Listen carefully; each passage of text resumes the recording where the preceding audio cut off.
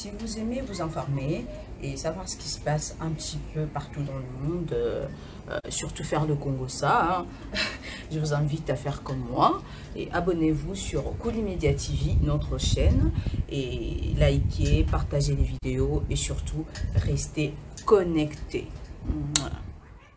Mbote na balantini surtout ya Kuli Media Télévision, Myriam Kolo, votre présentatrice. Balobi bambote belé na maman Françoise Vita, balobi maman ya moté, maman lamu, maman bolingo.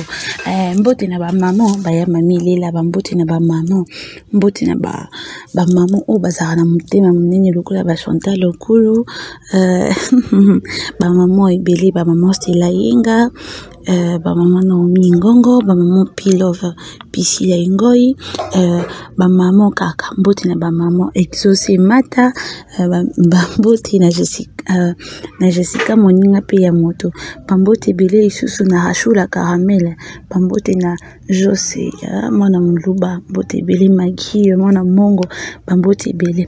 Myriam Kolo, votre présentatrice ya Kuli Media Télévision, na yele loko sola na bino likambo moko oyo danger biso na moi de la femme oyo eza moi ya ba maman.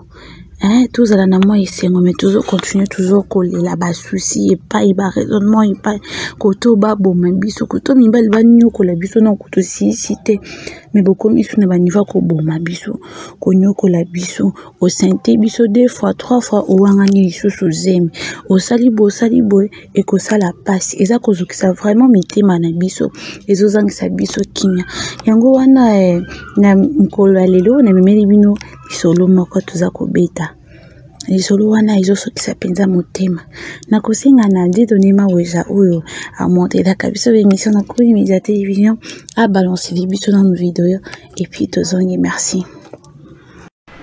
Je m'appelle Madame Barbero Belinda Mbayo. Je suis la grande sœur de Jessica Barbero Mbayo et c'est toute la famille, les petites sœurs, les grandes sœurs de Jessica. Nous sommes venus déposer le mémo pour 3 objectifs. Le premier, c'est que nous venons demander l'appui du gouverneur parce que notre petite sœur a été tabassée, violentée et tuée. Alors nous sommes là pour demander pour que la justice soit faite. Si aujourd'hui notre sœur a perdu la vie et qu'il n'y a pas de justice, certainement il y aura d'autres filles qui perdront la vie et que personne ne serait là pour défendre leur cause. Ça c'est le premier objectif. Le deuxième objectif, nous venons pour faire lever notre voix parce que c'est le mois de mars.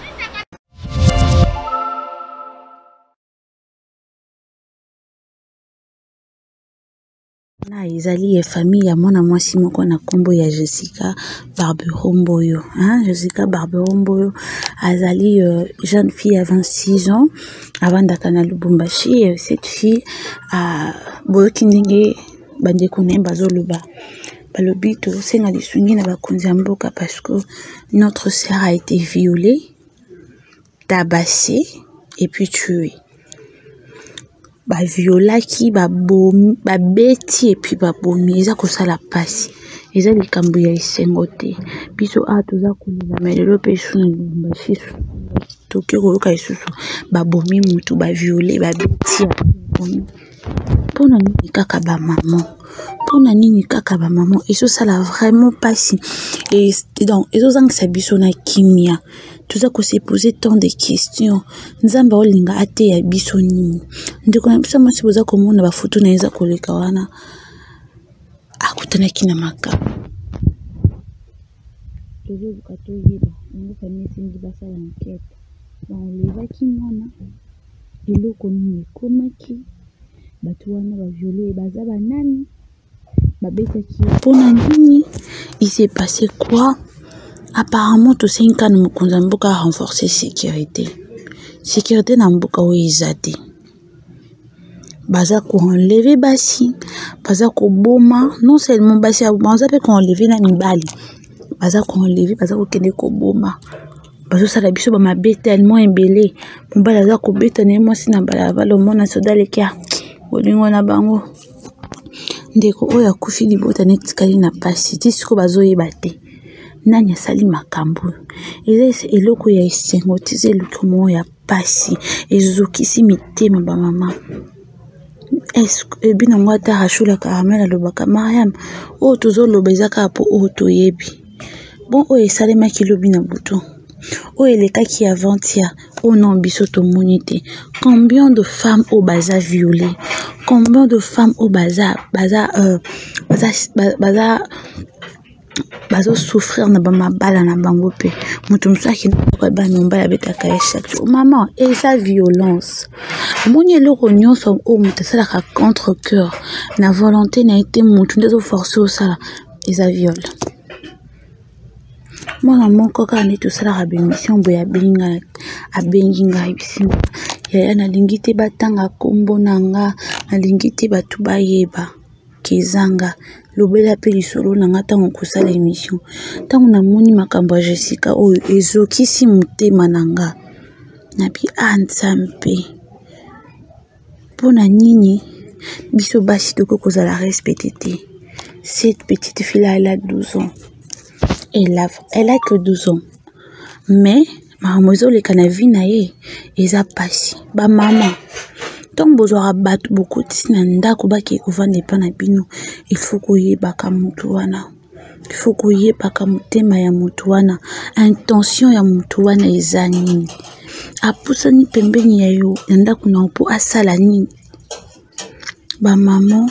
Bozala kate ba maman balanga. Mwana nga. Soka sali boy. Mwana nga. Soki ata mona zo pesa rapport. Ngana kotela bana te. Ngana sa te ba maman. Il faut que sola kana bana. Il faut dialogue ezalaka entre ba maman na bana. Et loko zo sala passe zo choquer mutema nanga. Sindi na zo lo bema mi se zo tanga. Mwana wana ya 12 ans ebisinga yaya tuzaka na yaya mona kati na kuna mbiso ya mobali mama azwa ito bande ko vana ne kote moko yaya wana toyane na kati mama mutayane na kati ndako toyamba elokula yaya. En même temps yaya wana abimaka na mama na bango bana bayebi parce que papa bana wana za soda mama wana abimaka na garçon wana ndako na bango mais garçon wana pe asabizaka na bana ya mama wana ya basi ndeko mobali motema mabe wana eza ya problème motema makasi wana ya kosala bana banini ya bongo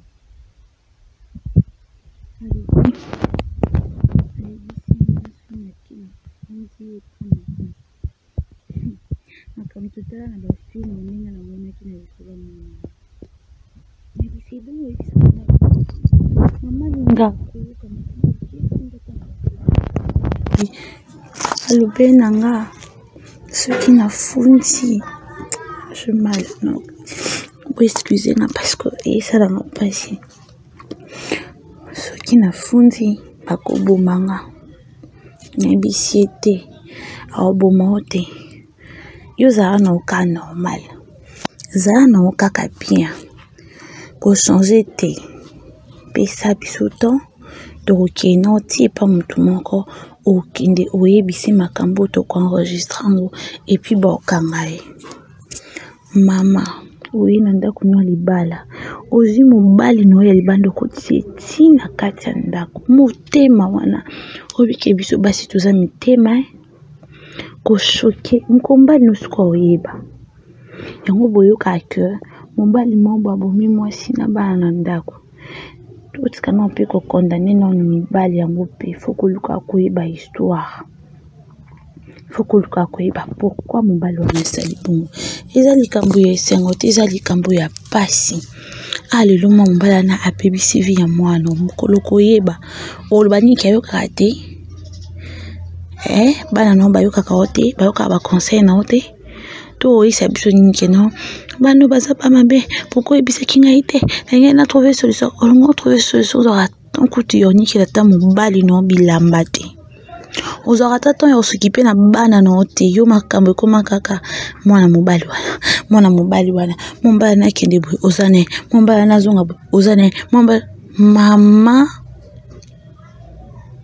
ndako libala na nzimi penza oyo loba nango mama loba bandai koloba ndako libala eza kwa kana bamisusu baoluka bakota bamisusu baolinga bapima na nzimi maloba wana lelo eza pasi ezokisi mitema baparent ezokisi mitema tona beteli ngo ba cousine nga tozana bongo ndako mo babite mamba na ifo bakanga ye mwana mbalo na ifo bakanga ye comment ko s'abuser na mwana 12 ans msukutu ya biso asala yango combien de fois est-ce que tant que le bon nombre de fois basala ngo parce que mon mbala na duré na katanda kwana a duré na katanda kwana donc ce qui moi sine o ameme na ndako azate ya zui mwana ya bande kwa mibali bandumba bazoyenga na bango ebele ya paka baza ya mompono baza ya imika baza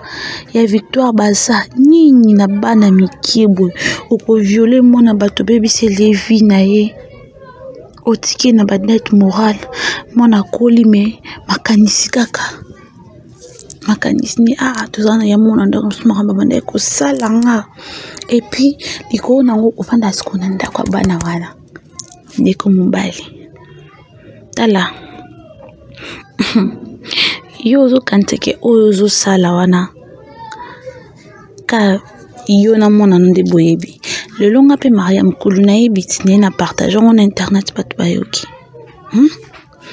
siko na tuna lisusu nzamba likolo awomona te nzamba lola waza likolo awomona te bandeko botika konyokola mitema ya bato mwasi ana linga kio na bolungwa solo amimoti na ndako na ye malgré za zoba parce que amimi na ndako na libale fa azwela ondako mais merci moni opesa mwasi aneza kobebisa vie ya mwana na ye bandeko na biso ya Kuli Media babone na biso ya Kuli Media bato balandaka bo partager émission bo pesa ba point de vue na bino parce que mwana ana azozanga makoki azozanga makaisi biso pe toza wana tokosunga tokochama maboko ti basoda bacha mwana mobali wana maboko eza pasi avant yo yamba mutu na ndako na oluka nano yeba ata soki yoza na miso komona te consulter basali ya nzambe papa na lina yamba mutu boye na ndako na malgré pasteur ba komona ba mpe ndenge ba pasteur ba mo ba bomi ba mo ba violer ba mo ba bisuba suba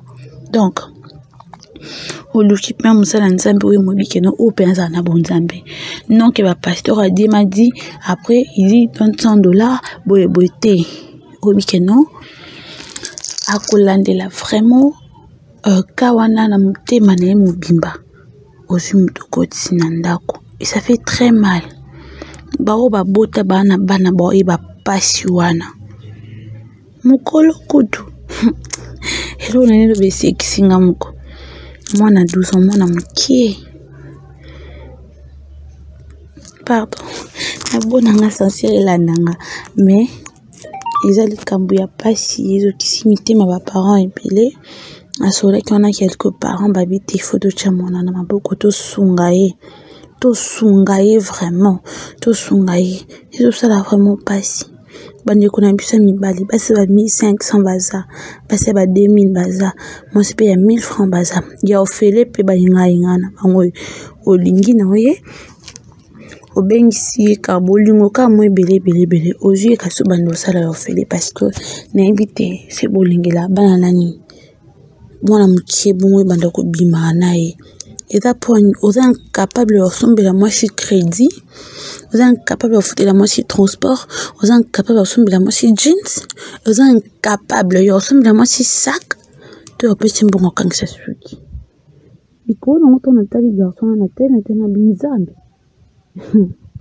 okomona mbali kitoko na nzela la tezo baba français tu vois tu sais mais ta makamba salaka gigolo Mario violeur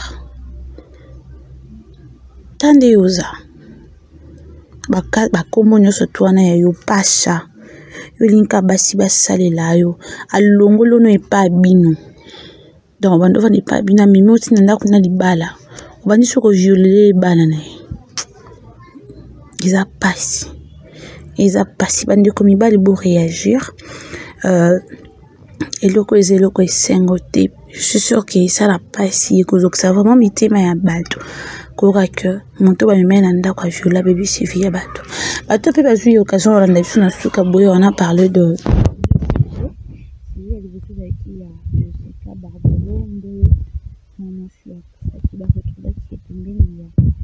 Ngusha eza côté ya na Lubumbashi kuna bato bayebi ya mai ya Ngusha eza mai mambo eza la kota Lubumbashi wana bana Lubumbashi bayebi na 26 ans bakutaki babeti baviole bandeko ne balobi baosalaka mpona mwana bango te baotala pe que eza pe na bato misusu pe. Quand je parle de bato misusu bandeko pe misusu ya basi soki gouvernement etelemi makambo wana te eza pe na bana misusu pe ya basi baoleka pe kana nzela omwana bango alekaki eza bosenga na bango basengi bato vraiment baza na makasi ya sunga famille wana banimero na bango ezali bocontacte tokotia bino en contact pour soutenir famille wana. Deuxième sujet tolobeli lisolo ya mwana moko ayeki kobetelanga mama bango azomwa mobali mo bakotia na ndako na ye amema garçon wana parce que soit disons garçon azala na place ovanda te mais garçon wana bamemi na ndako akumova na ndako wana mais abimaka na mama wana mais donc aviolaka pe lisusu mwana ya mama wana na âge ya 12 ans. Bandeko eza likambo ya esengo te eza likambo ya pasi. Je suis sûre que on va trouver une solution quand je vais parler avec la fille dans notre prochaine émission. Ma coach enregistrement de Kamili me fait expliquer. Il va passer sur le coup, ça la première vraiment passer. Bokoyo ka audio na bato pe ba na besoin de sunga mwana na tati biso na mwana biza na ya télévision pour contacter biso to va toujours un peu coach en contact na la fille. Merci beaucoup, moi je vous aime beaucoup on se retrouve prochainement le Kevin biso varina ya kama samedi kuna opéra opérationnel. Bon, comme je viens de vous dire tout de suite, je vous aime beaucoup. Bye.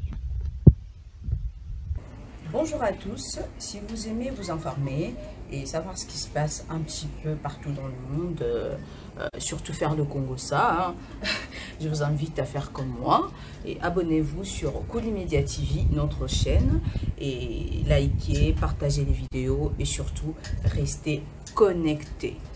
Voilà.